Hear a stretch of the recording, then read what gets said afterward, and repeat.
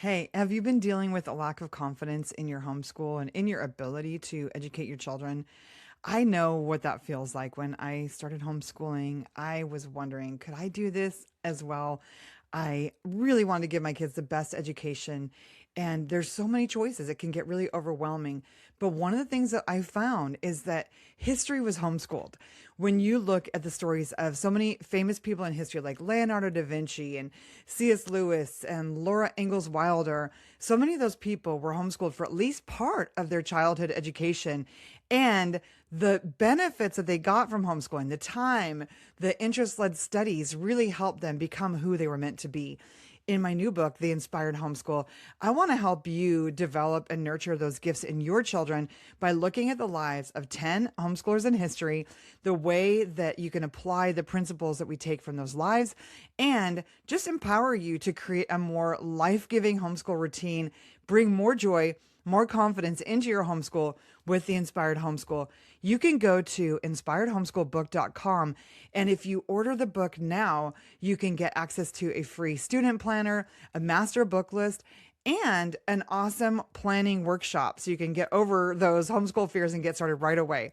So the page is inspiredhomeschoolbook.com. Pre-order the Inspired Homeschool book and get a bunch of great bonuses when you order. This is Jennifer Pepito with the Restoration Home podcast. This is the show where we talk about life-giving habits for a flourishing family culture.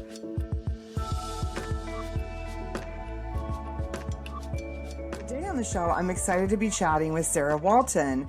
She and Kristen Wetherill wrote a new book called Jesus Will Meet You There, all about trusting Jesus inside the trenches of motherhood. And I can't wait for Sarah to share her story with you. Thanks for joining me today, Sarah. Thank you so much for having me. I'm really looking forward to chatting with you. Yeah, I'd love to hear a little bit about what led you and Kristen to write this book about motherhood in the trenches. Yeah, so we actually wrote a book called Hope When It Hurts together almost 10 years ago, which is crazy. But at that time, she didn't have kids yet, and I had little kids, and so I was really in those trenches, especially with the youngers. A little bit of my kind of backstory is so I got sick when I was younger, and I had a lot of health issues, but couldn't really figure out why. No one could really. They were random. They weren't really consistent. And so then that kind of increased as I got into my late teens and young adult years. I got married fairly young when I was just barely 20, and started to have increasing health stuff go on, but again, couldn't really figure out what it was. But I had my first when I was 23, and right, I think he was 7 weeks old, I believe. He suddenly spiked a fever, and we were rushed to the hospital. Long story short, we were thrown into this fear of that we were going to lose our child 7 weeks after I had given birth to him. They could not figure out what was wrong. They just knew he had some kind of severe infection. He was lethargic. They'd done a spinal tap. Like, it wasn't looking good, but they couldn't pinpoint what it was.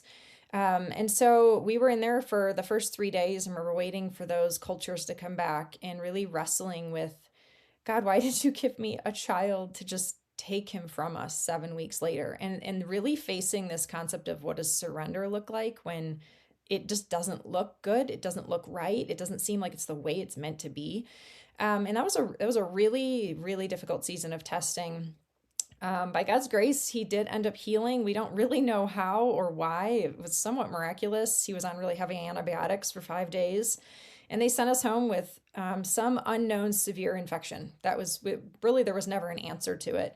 But progressively after that, what we thought was an isolated incident, he started to show signs of like some severe behavioral type of stuff. He started to do some odd behaviors. He would knock things off shelves. He would seemed kind of just bent on destroying things. He seemed bent on if you told him no, that meant yes. you know. So we kind of thought at first we had the most strong-willed child on the face of the planet. And we're doing all the things, like desperately looking for parenting solutions, unique things to try. And anything we did made it worse. Like it was like he was cut from his own cloth and nothing worked. And that progressed over the years. His behaviors, and it wasn't even just behaviors; it was just even his disposition and the ways that he was acting. We just didn't know what to do with it, and he was our first. We had Subsequently, we had three more children over the next 7 years, and things just got more and more challenging with him. And at the same time, my health continued to decline. And we started noticing in each of our kids there were some health issues popping up. And so, to kind of cut this story like large view down to small view, in 2015, I was actually diagnosed with Lyme disease after many, many, many years. And as conversation came up about our kids struggling, they were tested and also tested positive for Lyme. And it was discovered that I had passed it on gestationally. And so we suddenly were in kind of this family journey. But an added element was our son. His challenges were increasing into daily, full blown, hour to 3 hour long, violent outbursts that my motherhood consisted of restraining him hours on end through the day, either trying to prevent an outburst, endure an outburst that was often not safe for me or the other kids or him, and then recover. And that was pretty much the extent of what my days as a mom looked like while trying to care for three other children. And so that sweet boy of ours is now almost 19, and God has carried us through, but it has been a journey. We ended up having to send him away for several months when he was about 13. And we're managing. He is doing well in many ways, but it has been a really unique journey, and there's a lot of other layers to that. But then Kristen and I came back together just about a year and a half ago, and we both have walked through a lot of challenges since the last time we wrote, both as moms, as women in chronic illness, all sorts of different kinds of trials. And we just both really wanted to be reminded ourselves of how God is compassionate and He cares and He understands the humanity that we experience on this earth, the pain, the weakness, the doubts we struggle with, the grief we walk through, the loneliness we feel. And we really wanted to meet people in that place with the things that we found truly encouraging in the Gospels and the way we saw Jesus draw near to people's humanity. And so that's kind of where this came about and what our hope is to encourage others through it as well. Wow, that is quite a journey, Sarah. Mm. I just want to pause and express my grief for you, like especially with your first child. We had our oldest daughter went through an eating disorder as a teenager, and it was just so devastating to my whole motherhood because having a child struggle like that makes you feel like, what am I doing wrong? I don't know it's so disorienting because and in our case our daughter had been like a really sort of model child, and so it completely threw me off balance to all of a sudden be dealing with this thing. But for you, your whole motherhood journey has been in crises in some ways. I'd love to just have you share. We talk in the Restoration Home community on the Restoration Home podcast about nervous system regulation, about attuning with Jesus for comfort. What are some of the things that have helped you in the middle of extreme pressure stay calm and peaceful? Oh, that's a loaded question.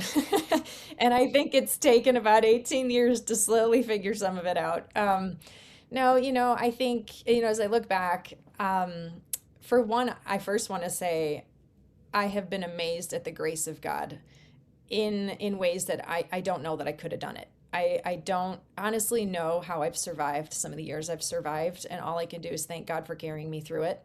I think there is a realization. You reach a point where you feel so far beyond your own ability, like it takes you to the end of yourself.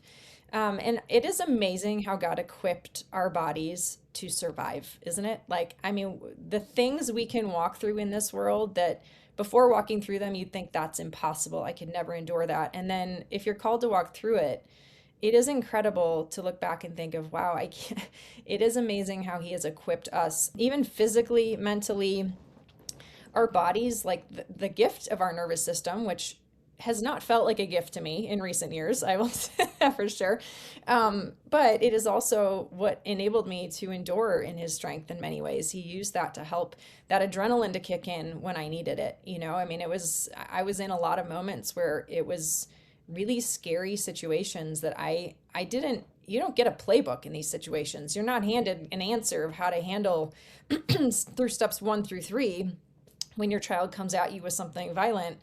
um, it's reactionary, and it is literally trusting like your gut one step at a time. And in the end, that really has been the Lord leading me. I've seen that, but I've seen how much it has impacted every part of me, especially physically. I started to see reactions come out of me that felt so out of control, like anxiety, reactions of anxiety, panic, fear, things that weren't always even connected to a situation. It was just like my body was in constant panic mode because I had had to learn for so many years how to try to be 10 steps ahead. So when you live in that state of fight or flight for so many years, that's what it's kind of the idea of like complex trauma. It's all your body knows at that point.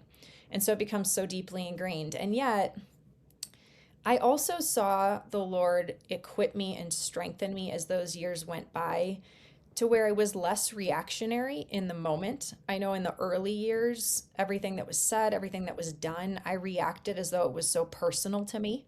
I would react like in a state of fear. I would project the actions happening, thinking, oh my goodness, this is going to be my child as a 25-year-old. What is that going to look like? This poor world is not going to be able to handle him. Rather than keeping those things in the moment and reining them in, be like, this is a behavior, this is a struggle this child is walking through at the moment right now. There's a lot of years to grow. How to, and keeping it kind of focused in on that moment would help me rein in my own emotional reaction.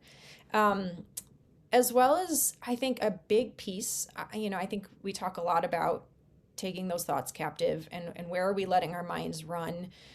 And it is really easy to live in a state where you're in a perpetual thought cycle and you don't actually ever really stop to think, what are those thoughts that are driving me, you know?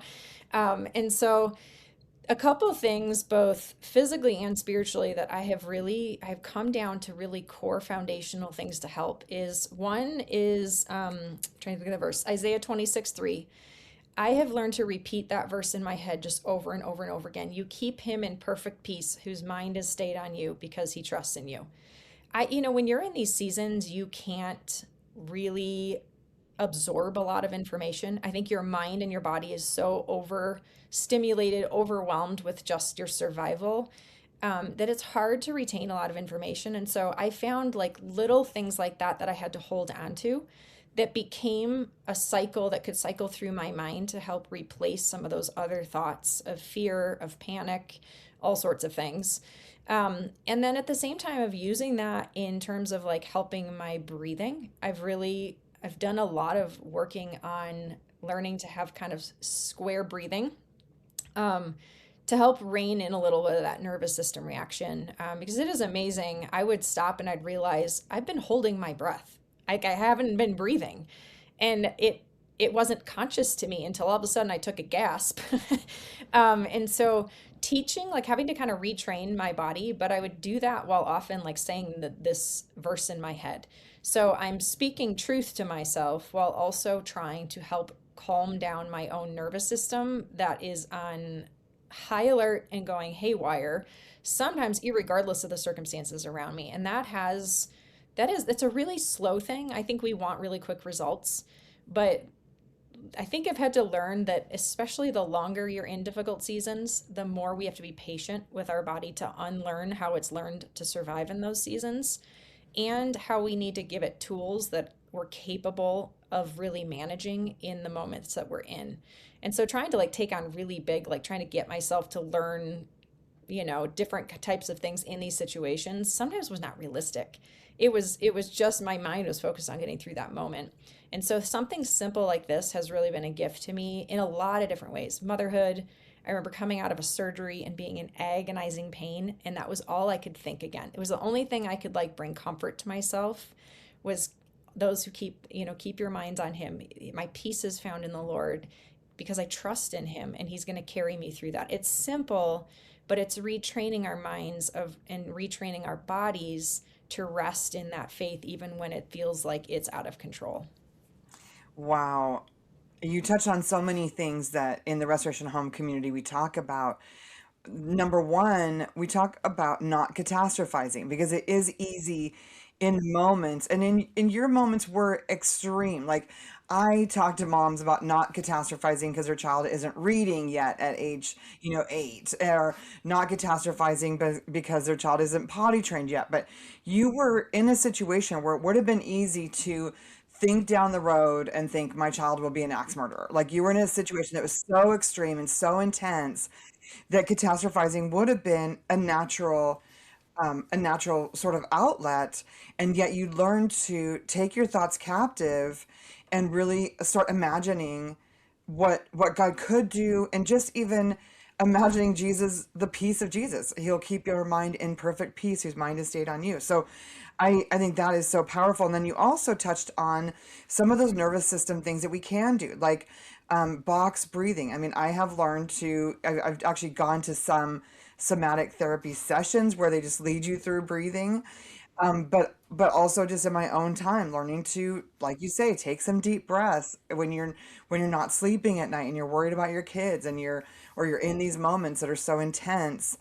There are so many powerful things that God has given us as tools, especially in those moments where we are struggling to connect with Jesus. Like I'm in a training right now that has us just think about a happy memory, and that helps put our body back into that. I think it's called parasympathetic state where you are kind of more at peace in your body. And but sometimes in the moments that are so heated, where there's no mental space to even do that. And one of the things I'd love to just ask you about, and this might be a little aside, but for our Moms in Restoration Home community, we prioritize both the spiritual habits, but also the physical habits, because in motherhood already it's intense. And so you might, as a mother, need to take a supplement. Like I take something called theanine serene sometimes, or I'll take some sleep herbs, things that are just also kind of helping us calm down, because we have Jesus, we have the Bible. Sometimes we also need some extra magnesium or something. And you were in a journey where you probably started to have to discover some help in those ways, because you had Lyme's disease you were dealing with, which there isn't necessarily, that often does take some kind of supplementation or cleansing or detoxing. And you also had this child with these intense behavior. And I know I have a child with sensory processing disorder, an intellectual disability. She's somewhere on that spectrum of special needs. And there were seasons where like she was having seizures, and we started a high protein diet and some extra B vitamins, and the seizures went away. Could have been coincidental, but for us it was a blessing. And so I'd love to hear a little bit about that, because that is a part of our restoration home framework, that we aren't just a spirit or just a brain, we're also a body, and they all work together. Yeah. No, I'm so glad you mentioned that. That's been a huge part of our journey because I really, we've gotten nuggets along the way. Our journey with our oldest has been, we've been in every kind of world. We've had to be in the psychiatry world, the psychology world. We've done a ton of nutrition stuff. We really started by looking at the body itself, trying to discover, is there anything going on here physically that's connected to contributing to what he's dealing with mentally. And we got clues along the way. There were pieces, right? That's so much of what I feel like our life is when we're trying to find answers to things. It's just patiently trying to gather one piece to the puzzle at a time, right? Rarely does it come down in one full answer that you're like, oh, thank you. That's what I was looking for. It's a part of the journey of life. We are limited beings, and we have limited ability to understand these complex bodies that God has created. And so I am a full believer in the fact that we are completely body, mind, and soul.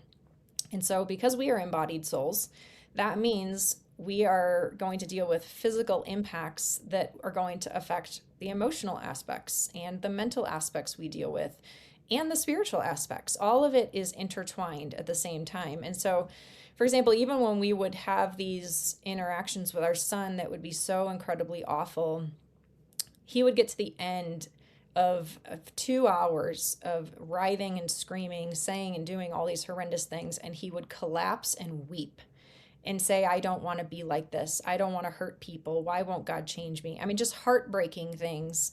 And my husband and I felt so helpless. We were like, we don't know what's causing this. We don't know why you are struggling to control these behaviors and these actions and those feelings in you. But I do know I have the hope of Jesus to offer you, that he gives you the hope in this and beyond this, even if he doesn't remove it. And it was 10 years of those conversations, and he, by God's grace, came to faith in Christ. And yet his struggles didn't end. And to me, that was a really powerful thing because, you also have people that will say it's all spiritual. It's everything is because they need to submit themselves to the Lord. And we knew deep down, we could see it. We could see it change in his eyes. We could see his demeanor change. We could see something physically shifting in him. And so we would continue to pursue his heart, but we also had to continue to pursue his healing physically. And it was like having to try to do that in parallel lanes while trying to hold on to hope in both, which is not easy. And yet, for me, for my other kids, all of us, we've seen those physical aspects impact us differently. And for sure, actually, I've been going through a really intense treatment this past year, and it's been fascinating. It's actually been really encouraging to me and validating, because I think there's been many years I've really beat myself up for my own reactions to stress and anxiety and feelings of like deep sense of panic that I didn't even know what it was coming from. And I was thinking, why, what am I not trusting in? What am I not believing that and I had a ton more testing done this year, and all of these things showed that are so directly connected to triggering feelings of absolute panic and anxiety and fear, and like those physical reactions in my body that were keeping me in such a heightened state. And I've been working really hard on supplementing my body and treating infections and other things like that to help reduce some of that impact on my body. And there have been moments where I've experienced a little freedom from something like that, because I've been supporting my physical being, while also knowing that this is all, an element of this is also depending on the Lord, because I can't fix myself. We all want to be able to fix what's broken, right? And we so often realize we just can't without help from outside of ourselves. And amazingly, we also discovered, on top of all the other stuff my son was dealing with, he had pandas. He had strep in the brain. And so we've treated the pandas, and he has seen a remarkable improvement in certain degrees. And so that has just been another reminder. He needs to be on medication to help his brain function the way he needs to. But we've also been dealing with the bodily aspects. And we also continue to help point his heart to the Lord, where that's ultimately his hope, because we don't have a promise of healing in this earth, and on our days on earth, at least to a full extent. So I think it's a very big piece to me. We can easily fall too far one side or the other. I think where we put our hope in just expecting it's all spiritual, and we ignore our bodies that God gave us. But Jesus, all through the New Testament, it was so neat to see how he drew near to people's humanity. He acknowledged their physical suffering. He acknowledged their illnesses. He put his hands on them to heal them and remove the pain that they were being inflicted on. He grieved for people. He acknowledged people's physical, emotional, and spiritual needs, ultimately to point them to the healing of eternity. But he didn't dismiss the fact that their physical mattered. Yeah, I love what you talked about here, how, as mothers, there can be these moments where we're like, oh, I'm not doing enough spiritually, or I'm not doing enough physically, or, maybe we haven't prayed enough, or maybe we haven't sought the right medical professionals, or, it can be so guilt inducing. And one of the things I've done as a mom through this journey of, having my own special needs child, having, children go through what they go through, is just learning to walk through forgiveness towards myself. To just, it's like God has forgiven us. But a powerful thing for me has been to, in a way receive that by saying like, God, thank you for forgiving me of all of my sins. Because of your forgiveness, I choose to forgive myself, because it's easy for me to look back on, places that I should have done parenting differently. We listen to parenting experts that sometimes were not wise, sometimes we're to this or to that. And so to be able to look back and forgive myself for the ways I've contributed, because humanity is messy. Life is hard. There is so much brokenness. and we make it worse. As mothers, it is so easy to get into a shame cycle where you just feel so bad about the mistakes you've made that you actually, you make it hard for redemption to happen in your family. For me, I've gone and apologized to my kids too. I've said, like, I wish I had, there was a season where I was just too busy. I didn't give them enough eye contact, enough connection, and that, opened the door to other struggles. And I've gone back and said, like, I am so sad that I didn't give you more eye contact in this season, or just appreciate you more. And it doesn't cost me anything because Jesus paid it all. Like, I am under the blood of Jesus. My redemption is secure. And so if you're a mom listening and you're feeling guilty about the mistakes you've made, or you're feeling like, yes, I was too harsh in this season, or I should have sought medical help earlier, I should have sought spiritual help earlier, or whatever the things that we condemn ourselves for, just walk through some forgiveness towards yourself, receive the grace of Jesus. Like, he has paid it all. We are covered in his righteousness. We are made clean by his sacrifice. And so we can then go to our children and extend mercy, acknowledge what we've done to hurt them. Like, there's no skin off our back because we're already safe. We're safe and redeemed. And so we can apologize to our kids, which I feel like is a big part of why, my kids range from 32 to 17. Why our family is still, there's so many people that you hear about where they're disconnected, where the kids don't speak to the parents. And I think part of that is the parents, in their guilt and shame and disappointment, they close off and justify themselves. Like, oh, well, you did this. Well, I was doing my best. Well, they can't just acknowledge, like, I did this and it hurt you and that breaks my heart. Like, just acknowledge the ways that you've messed up, and that takes so much pressure off our kids. And I just, I so appreciate that you didn't just, because I think the mistake too that parents can make, especially in some theological circles, is to just label that child as an evil child, or label that child as, they're just demonically influenced, or they're just not saved, they're just, not part of the chosen. Like, that is not a good way to deal with a child. A child is a soul that's been given to you to protect and care for, and bad behavior does not determine their eternal salvation. It doesn't say if they're bad or good, because God redeems the broken. And so if you're dealing with a child, I would also recommend doing a forgiveness prayer towards that child, because it can get so heavy. I'm sure you've felt this too, where it's hard not to develop a chip on your shoulder against that child is causing so much pain to your family. And so taking time to process through that with the Lord and just forgive that child in prayer can help you give that child a clean slate, so that, his mercies are new every morning, and we have to be able to extend that mercy newly to our children every morning. Amen. Amen. No, it's a great point. I think, there's so many pitfalls we can fall into as moms. I think the heart of it, right, begins with we want to love our children well. We want to do well with the children God's given us. And yet we're reminded around every corner how limited we are, that we we don't know what we know until we've learned it. Like, it's kind of like how practicing medicine, we're all practicing motherhood. We're all trying to figure it out as we go, with new situations being thrown at us right and left, constantly changing. And then that's not including uniquely challenging situations that tend to come up. And so I do think there is one, that's where I am so thankful for God's grace, because I've screwed up so many times. I mean, we can look back at the younger years when we thought our son was just a really strong-willed kid. And I think some of the stuff we did to try to help rein him in was probably not at all helpful. It probably only worsened the situation. And so we've dealt with some of that guilt of, if only we had known sooner. But it has been such a sense of peace to me to remember God doesn't give us children and then think, gosh, I hope they don't screw this up. He knows we're going to screw it up. Like, he knows we are human.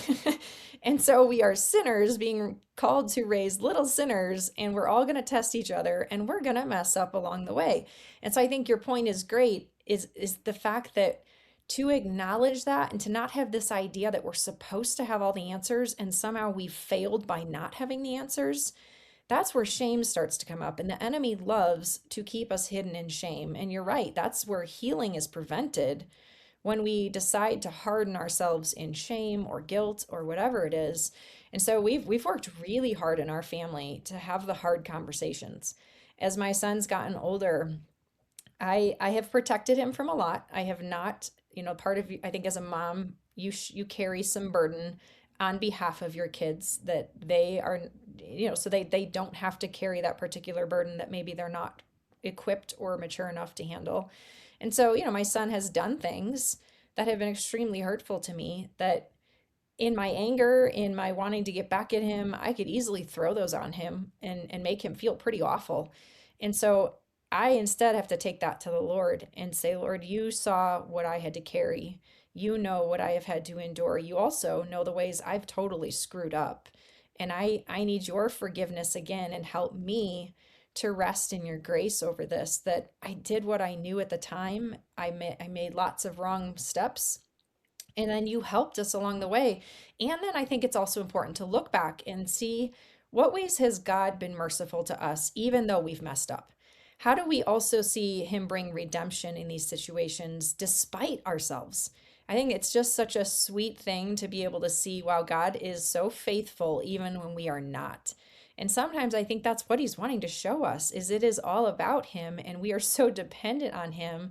And really the worst is when we think we have it all figured out, when we think we know it and we think we are the ones that have to keep ourselves together and not admit when we're wrong, not admit we did something we could have handled differently, that's really where the problems start to arise and the brokenness in relationships. But we give our children such a gift to lead by example in that.